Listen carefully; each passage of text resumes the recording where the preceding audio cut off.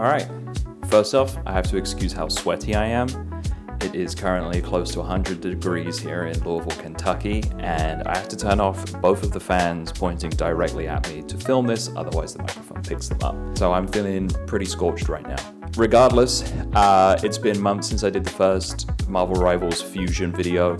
I wanted to do another one. The editing takes forever, and I am trying to find better ways to record my audio.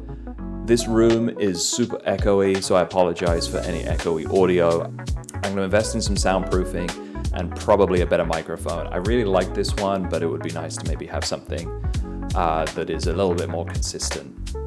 I'm also open to any recommendations.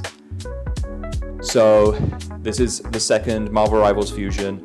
I did my first one a couple of months back, which you're welcome to go check out. That one was fun. It took me a long time to make the first one. When I was editing it, I realized it took like over 15 hours for me to go from concept to full illustration. So I tried to speed up the process on this one, and it took about half the time, which I feel good about, probably because I know more so what I'm doing. I also... Oh my gosh, it's so hot. I'm also thinking of getting rid of the spinning wheel element, the random side of it, and swapping that out for whatever you guys say in the comments. I'll just do that fusion instead. I think that might be more fun, so if you post down below what fusion you would like to see, then I'll do that instead of spinning the wheel. And that's about it. I'm gonna shut up now, roll the video, let me know what you guys think. First spin of the wheel, we get Spider-Man. Iconic, amazing. He is a thief! A criminal! He stole my suit! He's a menace to the entire city! And then we get perfect combination. They call me the Human Torch. Ladies call me Torch. The first place to start with any illustration is the sketches. And I like these, but these are pretty rough, but they're giving me an idea of what I want the pose to be. I like these, but they felt too close to Spider-Man and not really a fusion. So I went for something different. This one, I built out the general forms, and then I added some muscles, and then I compounded on top of that to give me a base. Then I just start noodling on top of the anatomy that I built out, adding in some embellishments like a mask and a backpack. At this point I realize I'm doing too much with the pose. It has foreshortening on the arm, and I'm trying to create custom armor from scratch, so I'm creating more problems for myself by using this pose. So I went with something a little bit easier to work with and a little bit more neutral. I didn't want this to feel like a flashy or refined costume. I wanted it to feel pieced together by random parts found in Spider-Man's garage or laboratory. I really like the Spider-Man costumes where Peter Parker makes his first prototype outfit from random things that he owns, and that was the direction I wanted to give myself for this one. I added on details like exposed wires, a chemical tank, and some prototype fire/web shooters to his wrists as well. I also played around with Spider-Man showing off his flame shooters, but then realized they looked a little sinister. I'm not sure what these wrist devices will do just yet, but I'm adding them in anyway. I like the idea that this Spider-Man is not actually flame resistant like the Human Torch is, so I added in some protective gear inspired by firefighter equipment.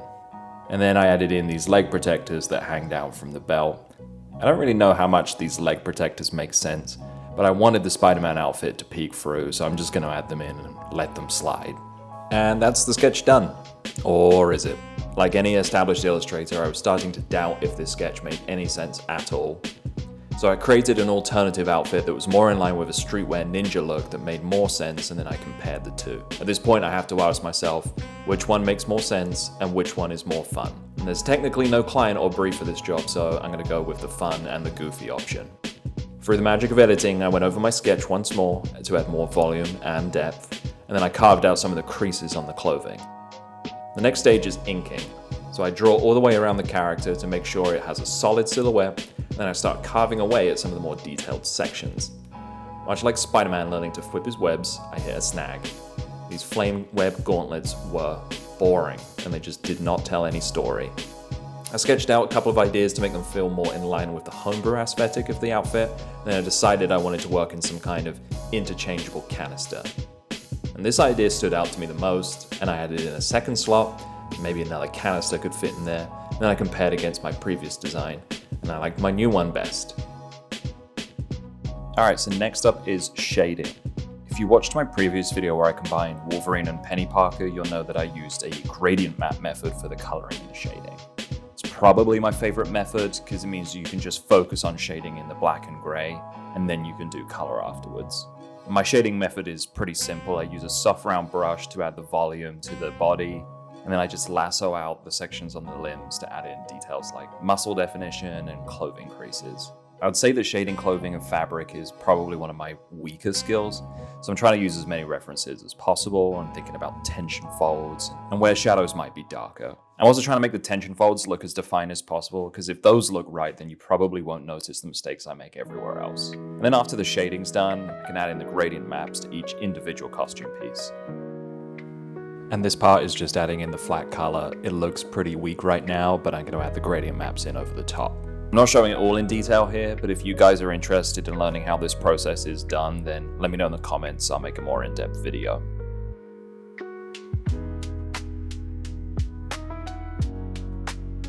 And here's a side-by-side comparison. You can see how much more life the gradient maps give to the artwork, rather than just using flat color. It works really well on creating chrome textures, which I opted for on the flame web gauntlets and the belt buckle. And now it's time to just add in the highlights. This is probably one of the most therapeutic and fun parts of the process, so I'm just gonna shut up and let you guys watch.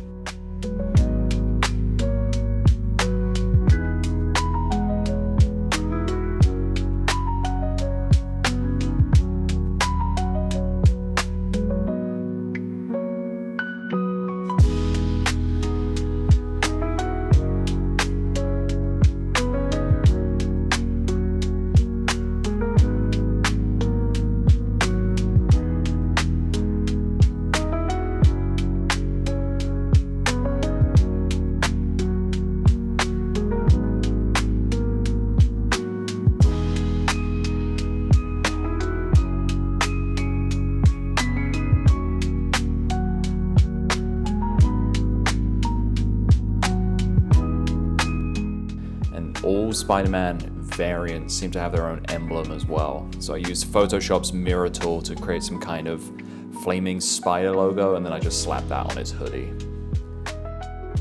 And with that, the Spider-Man Human Torch illustration is complete. I added in some final details like a glow to the tubes, connecting the canister to the gauntlets, and then some stickers on the canister and the belt. And then that famous Marvel Rivals blue-pink highlight around the edges. And that's all for this Marvel Rivals fusion. Feel free to let me know what you think in the comments. All likes and subscribe really help out a small channel like mine. And I make sure to read everything you guys post in the comments. I'm currently working on number 3 of this series, and I'm hoping to have something up sooner than this one took to make. See you next time.